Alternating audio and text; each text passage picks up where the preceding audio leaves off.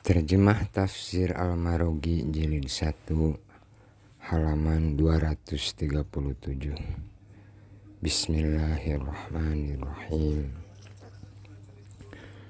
Sebagai kesimpulan, sesungguhnya orang-orang yang beriman apabila memegang teguh keimanannya dan tidak pernah berganti keimanan, kemudian orang-orang Yahudi dan Nasrani dan orang-orang Sabi'in apabila mereka beriman kepada Muhammad sallallahu alaihi wasallam dan beriman kepada apa yang didatangkan kepadanya serta beriman kepada hari akhir, mau beramal soleh dan tidak mau merubah pendiriannya sampai mereka mati, maka mereka akan mendapatkan pahala di sisi Allah sebagai imbalan atas amal solehnya. Selamanya mereka tidak akan merasa khawatir dan tidak akan kesusahan. Jadi penyebab utama bagi kebahagiaan adalah meresapnya iman yang tulus ke dalam hati, kemudian diwujudkan dalam bentuk amal soleh. Hal inilah yang membuat seseorang merasa bahagia, baik di dunia maupun di akhirat. Imam Ghazali mengatakan, sesungguhnya manusia dalam menanggapi risalah Nabi Muhammad SAW terbagi menjadi 3 golongan. Yang pertama, orang yang sama sekali tidak mengetahui nama Muhammad, apalagi risalahnya. Orang model ini akan selamat.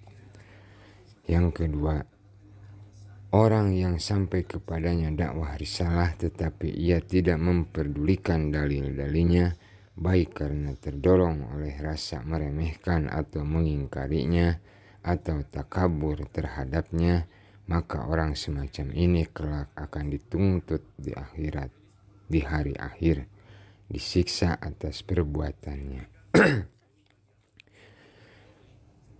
Yang ketiga, golongan ketiga adalah mereka yang termasuk di antara kedua golongan di atas, yaitu yang telah sampai kepada mereka nama Muhammad sallallahu alaihi wasallam, tetapi belum sampai kepada mereka sifat-sifat dan dakwahnya. Namun sejak kecil mereka telah mendengar bahwa seorang pembohong dan pemalsu bernama Muhammad mengakui dirinya sebagai nabi. Hal semacam ini tidak beda dengan salah seorang di antara anak kita yang pernah mendengar bahwa seorang pembohong bernama Muqaffa telah berani menentang nabi dan mengakui dirinya sebagai nabi. Menurut pendapatku, orang-orang model ini termasuk ke dalam golongan pertama, sebab mereka benar-benar telah mendengar nama Muhammad tetapi mereka tidak mendengar sifat-sifatnya, dan atau kebalikan dari sifat-sifat yang telah disebutkan tadi, mendengar sepihak hanya dari lawan Islam. Seandainya mereka mendengar lawan dari sifat-sifat tadi, hal ini belum cukup untuk menggerakkan hatinya atau membuat dirinya dituntut untuk beriman. Demikianlah pendapat Imam Al-Ghazali. Al-Baqarah ayat ke-63 sampai 64. A'udzu billahi minasyaitonir rajim. Wa idz akhadna mitsaqakum wa rafa'na fawqakumut tur khudhu ma atainakum biquwwatin wadhkuru ma fihi la'allakum tattaqun. Tsumma tawallaitum min ba'di dzalika falawla fadlullahi 'alaikum wa rahmatuhu lakuntum minal khasirin. Artinya, dan ingatlah ketika kami mengambil janji dari kamu dan kami angkatkan gunung Tursina di atasmu, seraya kami berfirman, peganglah teguh-teguh apa yang kami berikan kepadamu dan ingatlah selalu apa yang ada di dalamnya, agar kamu bertakwa. Kemudian kamu berpaling setelah adanya perjanjian itu, maka kalau tidak ada karunia Allah dan rahmatnya atasmu, niscaya kamu tergolong orang yang rugi. Pengertian secara umum dalam ayat ini, Allah menuturkan kejahatan lain yang dilakukan oleh nenek moyang mereka dikala diturunkan firman Allah yang ketika itu Allah menuntut janji kepada mereka. Hal ini disebutkan di dalam surat Al-Baqarah ayat ke-83. A'udzubillahi minasyaitonirrajim. Wa idh akhadna mitsaqa bani Israila la ta'buduna illallah wa bil walidaini ihsana.